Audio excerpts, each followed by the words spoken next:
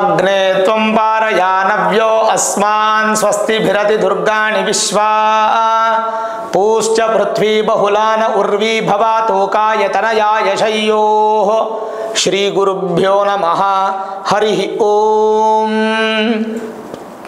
ಆತ್ಮೀಯ ಪ್ರಿಯ ಪ್ರೇಕ್ಷಕ ಮಿತ್ರರೇ, ನಿಮ್ಮೆಲ್ಲರ ಜೀವನ ಸುಖಕರ, ಸಮೃದ್ಧಿಕರ, ಲಾಭಕರವಾಗಿರಲಿ ಅಂತ ನನ್ನ ಆರಾಧ್ಯ ದೇವಿ ಹೊರನಾಡು ಅನ್ನಪೂರ್ಣೇಶ್ವರಿಯ ಪಾದಗಳಿಗೆ ನಮಸ್ಕರಿಸ್ತಾ, ಪ್ರಿಯ ಪ್ರೇಕ್ಷಕ ಮಿತ್ರರೇ, ಡಿಸೆಂಬರ್ ತಿಂಗಳ ಧನುರಾಶಿಯವರ ಮಾಸ ಭವಿಷ್ಯ ಹೇಗಿದೆ ಅನ್ನುವಂಥದ್ದನ್ನು ಈ ವಿಡಿಯೋಲ್ಲಿ ನಾವು ನೋಡೋಣ.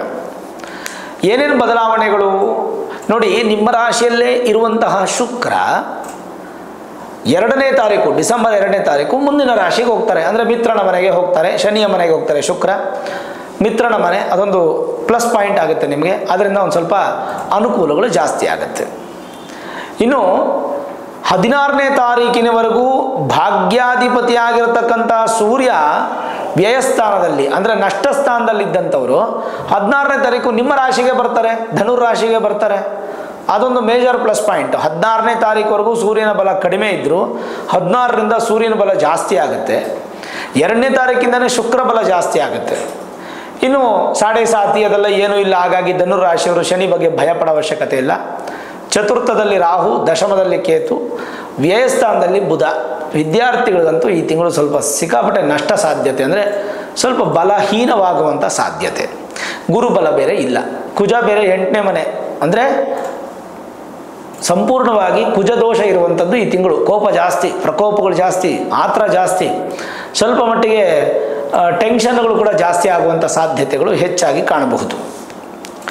ಸರಿ, ಇನ್ನು ಈ ಮಾಸದ ಬದಲಾವಣೆಗಳು ಏನು? 7ನೇ ತಾರೀಕು ಸ್ಕಂದಷಷ್ಠಿ, ಸುಬ್ರಹ್ಮಣ್ಯನ ಆರಾಧನೆ ಮಾಡುವಂಥ ದಿನ.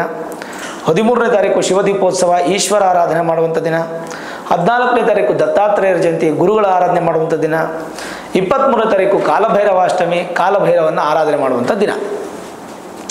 ಸರಿ, ಹಾಗಿದ್ದಾಗ ಗ್ರಹಗಳ ಬದಲಾವಣೆಯನ್ನು ಕೇಳಿಸ್ಕೊಂಡ್ರಿ. ಆದರೆ ಈ ತಿಂಗಳು ಧನುರಾಶಿಯವ್ರಿಗೆ ಹೇಗಿದೆ ನೋಡಿ. ವಿದ್ಯಾರ್ಥಿಗಳಿಗೆ ಮಾತ್ರ ಸ್ವಲ್ಪ ತೊಂದರೆಗಳಿದೆ, ಶಿಕ್ಷಕರಿಗೆ ತೊಂದರೆ ಇದೆ. ಸ್ಕೂಲು, ಕಾಲೇಜಸ್ಸು, ಪ್ಲೇ ಹೋಮು ಈ ಥರದ ವಿಚಾರದಲ್ಲಿ ಸ್ವಲ್ಪ ಹಿನ್ನಡೆ ಜಾಸ್ತಿ ಸಾಧ್ಯತೆಗಳಿದೆ.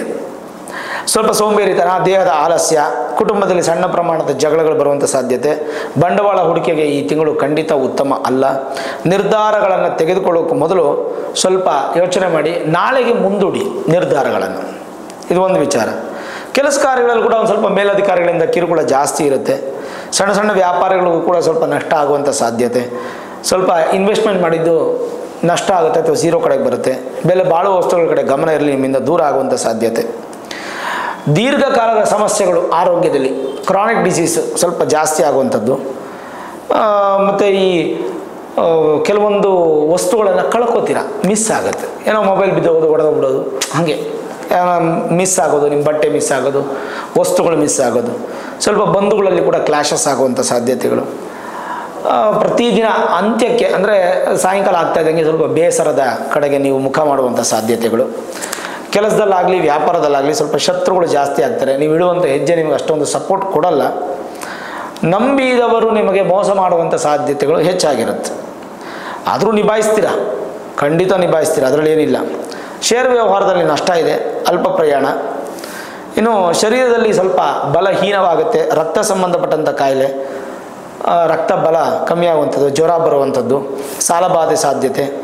ಸ್ನೇಹಿತರಿಂದ ಸ್ವಲ್ಪ ಮನಸ್ಸಿಗೆ ಬೇಸರ, ಹಾಗಾಗಿ ಹೆಚ್ಚು ಸಮಯ ಕೇಳಬೇಡಿ, ಹಾಯ್ ಬಾಯ್ ಅನ್ನೋ ಥರದಲ್ಲಿರಿ. ಮತ್ತು ಆರೋಗ್ಯದ ವಿಚಾರಕ್ಕೆ ಮಾತ್ರ ಒಂದು ಸ್ವಲ್ಪ ಚೆನ್ನಾಗಿ ಊಟ ಮಾಡಿ, ಒಳ್ಳೆಯ ಆರೋಗ್ಯವಾದಂಥ ಪದಾರ್ಥ ಊಟ ಮಾಡಿ, ಹೊಟ್ಟೆ ತೊಂದರೆಗಳು ಬರಬಹುದು. ಶುಭ ಏನಪ್ಪ ಅಂದರೆ ಹೊಸ ಅವಕಾಶಗಳು ನಿಮ್ಮನ್ನು ಹುಡ್ಕೊಂಬರುತ್ತೆ, ಅದನ್ನು ಉಪಯೋಗಿಸ್ಕೊಳ್ಳಿ. ಗುತ್ತಿಗೆದಾರರಿಗೆ ಶುಭ ದಿನ, ಅಂದರೆ ಈ ತಿಂಗಳು ಪೂರ್ತಿ ಶುಭ ದಿನ. ಹೋಟೆಲ್ ಉದ್ಯಮಗಳಿಗೆ ಬಹಳ ಉತ್ತಮವಾಗಿರುತ್ತೆ. ಶುಭ ಫಲ, ಪ್ರಗತಿ, ಧನಲಾಭ. ಇನ್ನು ವಿದ್ಯಾರ್ಥಿಗಳಿಗೆ ಸಣ್ಣ ಪ್ರಮಾಣದ ಸಮಸ್ಯೆ, ಶಿಕ್ಷಕರಿಗೆ ಸಣ್ಣ ಪ್ರಮಾಣದ ಸಮಸ್ಯೆ ಆದರೂ ಕೂಡ ವಿದ್ಯಾಭ್ಯಾಸದ ನಿರ್ಧಾರಗಳು ಸ್ವಲ್ಪ ಚೆನ್ನಾಗಿರುತ್ತೆ. ರಾಜಕೀಯ ಕ್ಷೇತ್ರದಲ್ಲಿ ಜಯಪ್ರಾಪ್ತಿ. ಹೊಸ ಕೆಲಸಕ್ಕೆ ಅರ್ಜಿ ಹಾಕಲು ಈ ಮಾಸ ತುಂಬ ಚೆನ್ನಾಗಿದೆ. ಸ್ನೇಹಿತರಿಂದ ಸಹಾಯ, ಆಕಸ್ಮಿಕ ಧನಲಾಭ, ಸಂತಾನ ಅಪೇಕ್ಷಿತ ದಂಪತಿಗಳಿಗೆ ಶುಭ ಮಾಸ. ನೂತನ ವ್ಯಾಪಾರ ವ್ಯವಹಾರದಲ್ಲಿ ಕೂಡ ಅಭಿವೃದ್ಧಿ. ನೂತನ ಈಗಿರ್ತಕ್ಕಂಥದ್ರಲ್ಲಿ ಸ್ವಲ್ಪ ಹಿಂದೆ ಆಗುತ್ತೆ.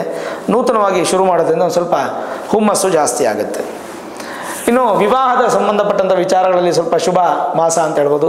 ಸಮಸ್ಯೆಗಳು ಎಷ್ಟೇ ದೊಡ್ಡದಾದರೂ ಪರಿಹಾರ ಮಾಡ್ಕೋತೀರಾ, ಸುಲಭವಾಗಿ ನಿಭಾಯಿಸ್ತೀರಾ. ಶುಭ ಮಾಸ ಆಗಿ ಈ ಸಮಸ್ಯೆಗಳು ದೂರ ಆಗಿ ಶುಭ ಮಾಸ ಆಗುವಂಥ ಸಾಧ್ಯತೆಗಳು.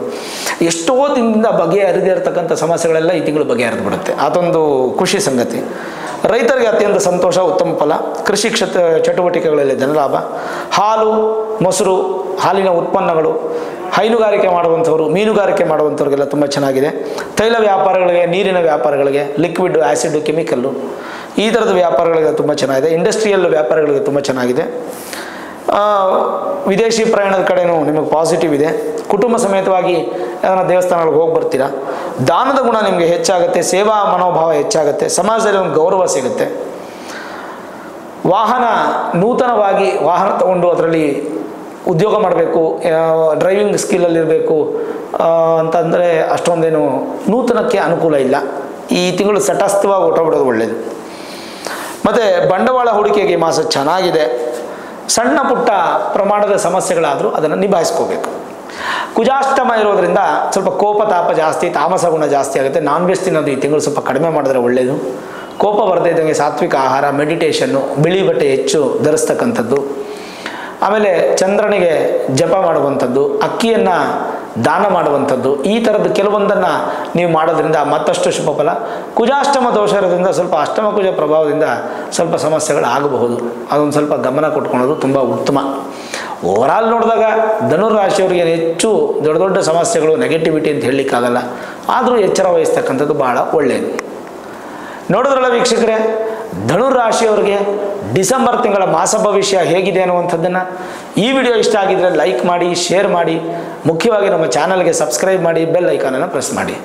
ಪ್ರತಿನಿತ್ಯ ನಾನು ಪೂಜೆ ಮಾಡುವಂತಹ ನನ್ನ ಆರಾಧ್ಯ ದೇವಿ ಹೊರನಾಡು ಅನ್ನಪೂರ್ಣೇಶ್ವರಿಯ ಆಶೀರ್ವಾದ, ಅನುಗ್ರಹ ಸದಾಕಾಲ ಮತ್ತೊಮ್ಮೆ ನಿಮಗೆ ಸಿಗಲಿ ಅಂತ ಪ್ರಾರ್ಥನೆ ಮಾಡ್ತಾ, ಸರ್ವೇ ಜನಾಃ ಸುಖಿನೋ ಭವಂತು, ಸಮಸ್ತ ಸನ್ಮಂಗಳಾನಿ ಭವಂತು.